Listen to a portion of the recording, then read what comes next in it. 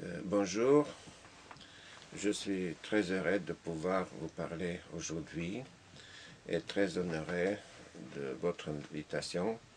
Je remercie en particulièrement Madame Bella Florence Sissivan de cette invitation et je regrette beaucoup de ne pouvoir pas être présent matériellement parmi vous, mais je suis vraiment avec vous et j'essaierai donc, s'il y a des questions à me poser, d'être présent sur le Skype, comme ça vous pourriez me poser des questions. Mon intervention concerne une forme de liberté, la liberté de l'handicap, ou plus exactement, ça concerne ma propre expérience en tant qu'aveugle, c'est-à-dire expérience au sens de avoir tout de même un vécu, n'est-ce pas, d'aveugle, d'avoir un vécu assez particulier, ce qui m'amène à poser quelques questions. Donc je vais intituler cette intervention « La difficile liberté entre les possibles et les impossibles ». D'abord, je dois me présenter. Actuellement, je suis retraité du CNRS, où j'étais ingénieur d'études pendant de nombreuses années et j'ai travaillé dans le domaine de l'esthétique, de philosophie, sur les questions d'image, etc. Pour le moment, je suis directeur et fondateur de laboratoire de l'invisible auprès de l'Institut des études critiques à Mexico, dirigé par Benjamin Mayer. Donc je dirige le laboratoire de l'invisible, je suis fondateur de cela. Bien sûr, je travaille à distance pour eux et j'ai aussi plusieurs titres honorifiques. Entre autres, je suis chercheur honorifique auprès de cette même institution et j'ai obtenu pour mon travail d'artiste, de photographe et de penseur, j'ai obtenu 2 docteurs honoris causa. Je l'ai obtenu par ce même institut, donc l'Institut des études critiques à Mexico, et le deuxième doctorat, j'ai obtenu par l'Université de Nova Gorica en Slovénie, également pour mon travail de réflexion, d'artiste, de réflexion sur l'image, etc.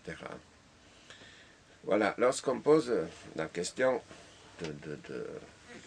de liberté dans une forme assez brutale, n'est-ce pas? Il faut savoir que toute ma vie a été marquée par la révolte, par la résistance aux préjugés à la fois social, psychologique, historique, je dis même historique, oui. Et pour cette raison, je vais vous dire très brièvement mon parcours. Donc, je suis devenu aveugle à l'âge de 12 ans, à la suite de 2 accidents. Le deuxième était fatal, donc c'est pour ça que je suis considéré comme invalide de guerre, c'est-à-dire le résultat d'une guerre s'est montré chez moi comme handicap, comme l'a cité. Pourquoi le résultat d'une guerre? Parce que les guerres pour les gens de mon espèce ne sont jamais finies. Je suis un enfant qui a trouvé, donc après la guerre, après la deuxième, peut-être même première guerre mondiale, on ne sait pas l'origine de détonateur de mines qui m'a rendu aveugle. Donc je suis victime de guerre, c'est-à-dire que pour la génération comme moi, pour les enfants, les guerres ne sont jamais finies. Et ça se voit même aujourd'hui au Proche-Orient, en Afghanistan, en Angola, en ex-Yougoslavie. Donc les guerres ne sont jamais finies. Lorsque je suis devenu aveugle, j'ai dû donc changer de vie, j'ai dû me scolariser. J'ai appris le braille déjà à l'hôpital et je suis venu à l'Institut des jeunes aveugles déjà en connaissant le braille, où j'ai terminé l'école élémentaire que j'ai entrepris en quelque sorte en tant que voyant. Et après, je me suis inscrit à un lycée où on ne voulait pas de moi. Le nouveau directeur qui est venu, il m'a accepté, il m'a accueilli. J'étais le seul aveugle dans un lycée. Et c'était la première expérience avec le monde des voyants. Quand je suis allé au baccalauréat, il y avait 64 candidats et il y en avait seulement 4 avec l'excellence. Et à ce moment-là, le directeur m'a dit, j'ai gagné aussi, pas seulement toi, parce qu'il y avait des préjugés de la part des professeurs. Sur le même lycée, j'étais le premier professeur aveugle en République de Slovénie et j'ai enseigné pendant 6 mois l'histoire. Après, je suis venu en France en tant que boursier du gouvernement français et j'ai commencé le travail au CNRS. J'ai commencé le travail.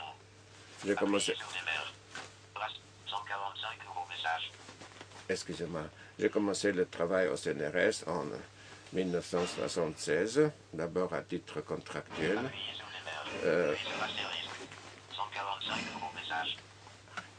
Arrêtez. Alors, je suis venu en France en tant que boursier du gouvernement français pour faire une thèse de doctorat à la Sorbonne que j'ai réalisée. Et puis, je suis devenu aussi français en 82, n'est-ce pas, naturalisé français. Donc, je suis double national.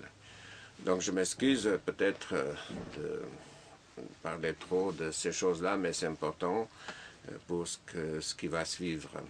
Alors, qu'est-ce que c'est qu'une expérience? Une expérience, c'est ce qu'on apprend au cours d'une vie, à travers une vie. C'est-à-dire, l'expérience est toujours liée avec une perception, pas seulement de l'esprit des choses, mais aussi du corps. C'est pour ça que d'abord, je vais parler comment j'ai senti ma situation quand je suis devenu aveugle. Quand je suis devenu aveugle, j'ai compris que je suis privé d'une grande liberté. C'est pour ça que je n'aime pas l'expression handicapé ou handicapé visuel, n'est-ce pas, ou non-voyant, mais quelqu'un qui est privé de la liberté avec les besoins particuliers. C'est ça que j'ai compris. Et j'aime beaucoup cette définition. Donc, privé de la liberté aux besoins particuliers. Privé de la liberté, d'abord la liberté du mouvement, ça j'ai compris, même si je suis resté assez mobile dans mon village que je connaissais. J'ai jamais abandonné le vélo que je savais faire, n'est-ce pas? J'ai appris aussi à conduire la moto. J'ai aussi appris à faire du cheval. Mais ce n'est pas ça qu'on appelle la mobilité dans la liberté. On est privé de la liberté dans la mobilité. Quand j'ai commencé mes démarches, c'est-à-dire une autre vie, j'ai appris à marcher avec la canne blanche. Mais ce n'était pas une canne blanche, le style américain, mais qui était beaucoup plus courte. Donc, ça n'a pas vraiment permis une marche libre. Et c'est avec cette canne-là que j'ai fait tout mon lycée, et même l'université à Ljubljana, la faculté où j'ai étudié donc, la philosophie et l'histoire. Et comme je dis déjà tout à l'heure, j'étais le premier professeur de l'histoire dans un lycée normal, donc j'ai enseigné des voyants. Et j'ai eu aussi une très bonne expérience avec les élèves. Alors, cette canne-là, c'était ma première marche libre dans le monde, avec cette canne-là. Et puis, il faut dire aussi que j'ai profité un peu de la solidarité humaine, qui peut-être à cette époque était un peu différente qu'aujourd'hui. Les enfants, c'est-à-dire les gens, mes semblables étaient peut-être un peu plus disponibles. J'étais à l'internat avec les voyants. J'étais à l'université aussi avec les voyants. Et maintenant, je me rends compte de la part de la liberté que j'ai eue en tant qu'étudiant aveugle, toujours en comparaison avec les voyants. Ça, c'est une chose très importante.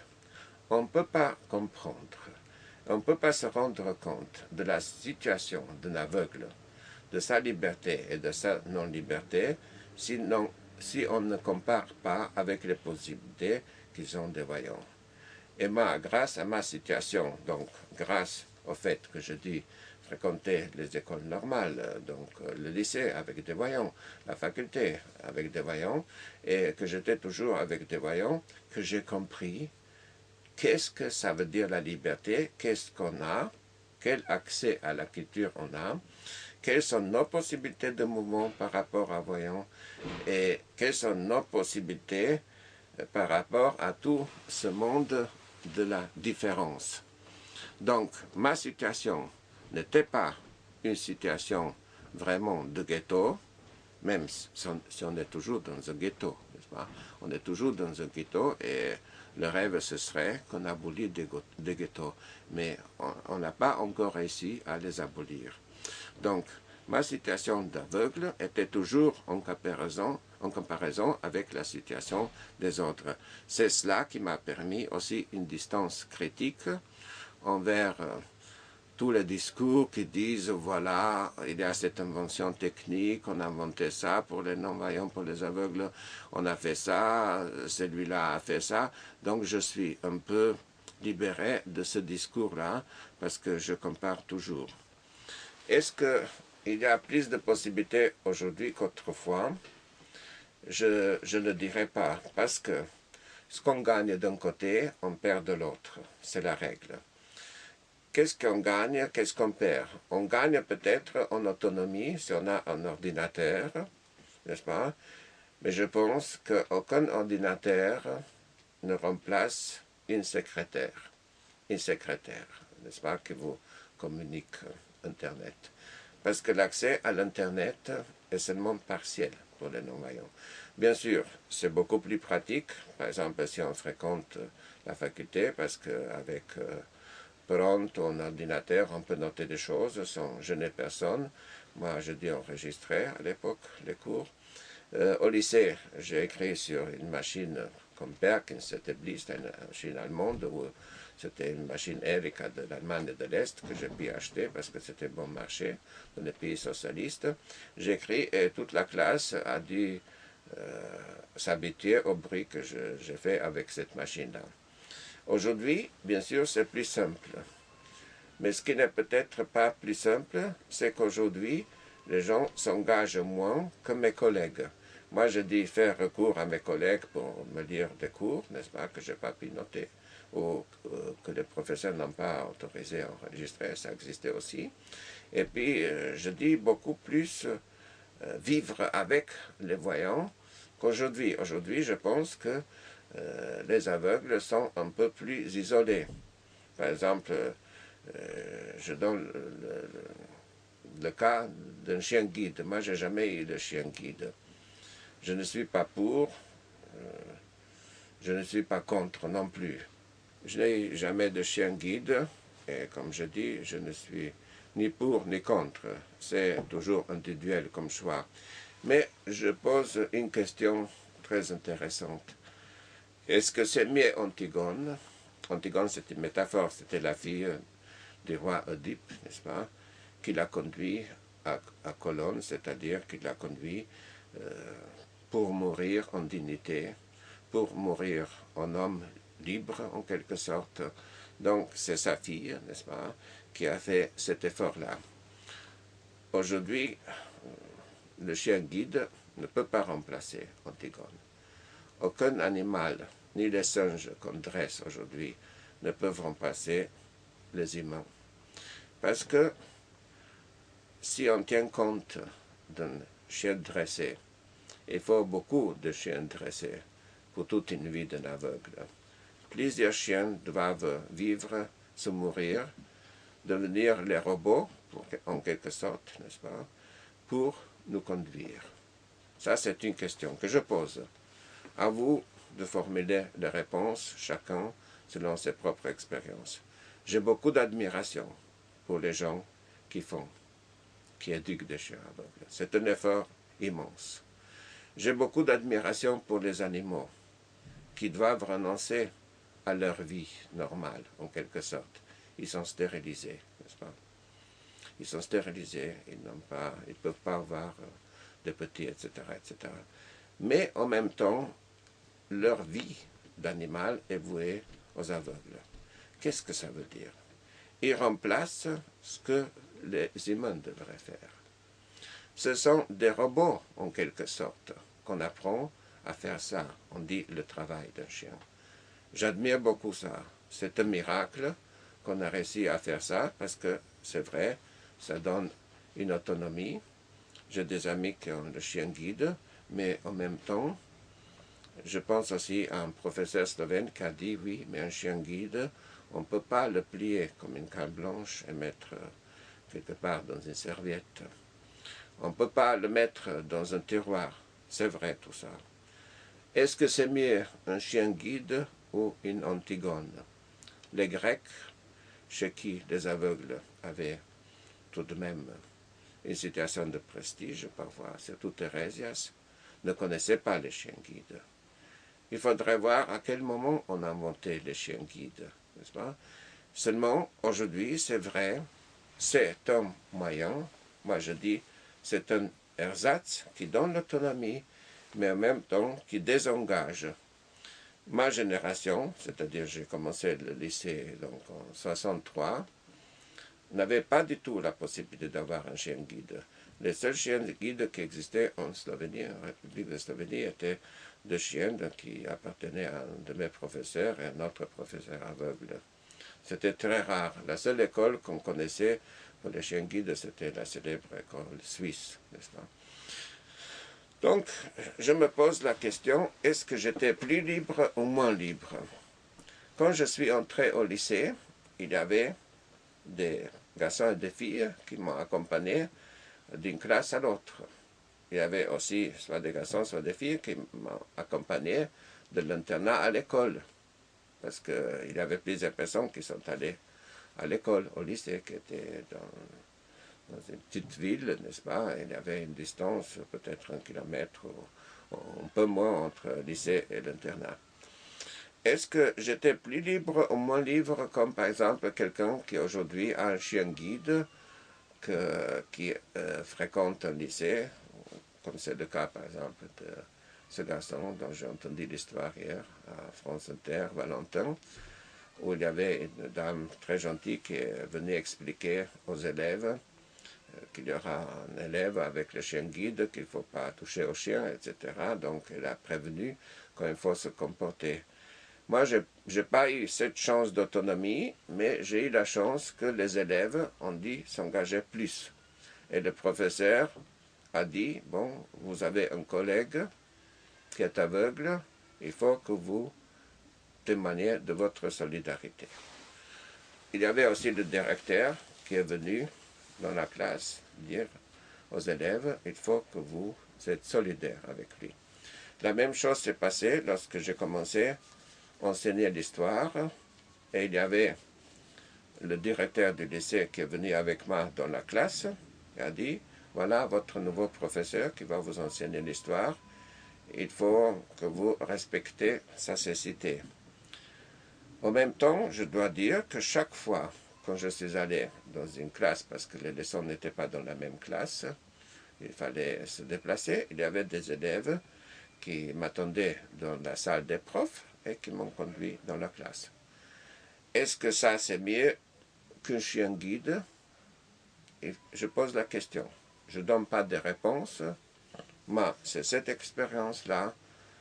Peut-être que les professeurs aveugles qui enseignent aujourd'hui, même les voyants, ont une autre expérience. Et je parle de la mienne. Donc, la responsabilité des élèves ou des collègues au lycée était peut-être plus engagée. Je dois parler aussi de l'université où, par exemple, si j'avais l'ordinateur, comme aujourd'hui, je n'aurais pas besoin des autres pour apprendre des langues, pour chercher les mots dans le dictionnaire, ou chercher des mots dans le dictionnaire en écriture braille sur le papier. Dans ce cas-là, j'apprendrais beaucoup plus de langues. Peut-être que je connaîtrais 10 langues étrangères. Maintenant, je connais, je ne sais pas, 6 langues, 7. Alors ça, oui, il y a une liberté avec l'ordinateur, mais ce n'est pas tout. Parce qu'en même temps, il y a tout de même des contraintes. Tout ce qui est graphique n'est pas disponible aux aveugles. Il suffit que vous vous asseyez avec un voyant et que vous mettez votre ordinateur en marche et que vous essayez donc de trouver les renseignements sur les différents sites. Vous allez voir qu'il y a des sites où on n'a pas du tout accès à cause du système graphique, c'est connu, mais je vais vous dire aussi, regardez l'histoire d'art. Aucun ordinateur ne peut vous dire une image. Aucun ordinateur, sauf la description, s'il y a une description d'image. C'est pour ça qu'en tant que photographe, je me rends compte que les difficultés d'accès aux réalités visuelles, aux réalités graphiques d'un aveugle aujourd'hui, c'est énorme. On a très peu d'accès, on a très peu d'informations sur ce plan-là. En ce qui concerne toute l'histoire de la peinture, la sculpture aussi, parce qu'on ne vous laisse pas regarder de près. On dit toucher, n'est-ce pas? Moi, je préfère dire regarder de près les sculptures. On ne vous laisse pas, ça commence dans le musée. Je travaille beaucoup dans ce domaine. Je travaille au Brésil, je travaille au Costa Rica, au Mexique, un peu partout, en Europe, en Italie.